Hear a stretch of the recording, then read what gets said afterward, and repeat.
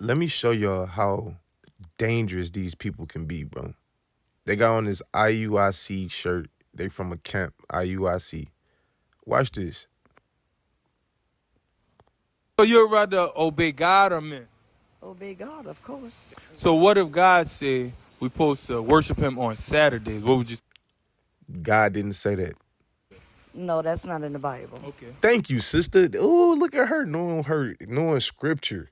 There's no scripture in the Bible that tells you that you have to worship God on Saturday.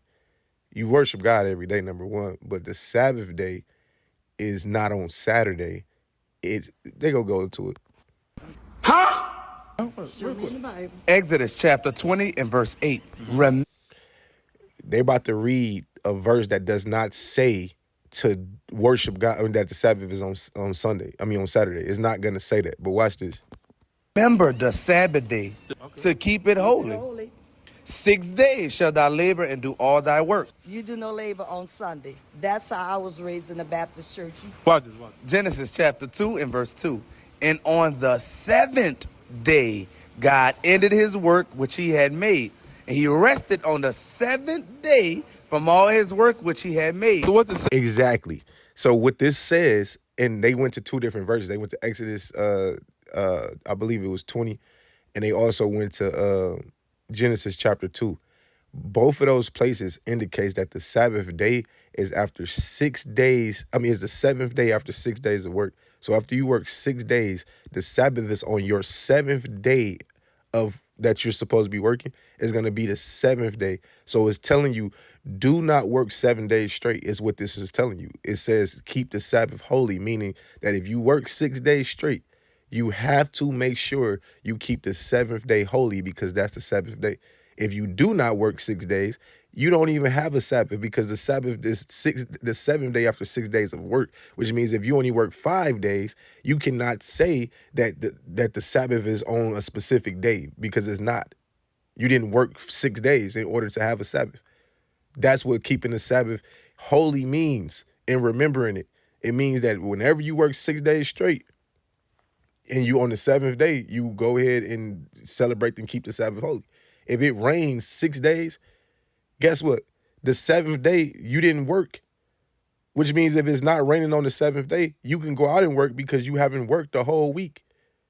But people are like misleading people with these type of people right here, these scriptures that they're telling this sister that, oh, she has to worship God on Saturday, when in fact the scriptures does not say that.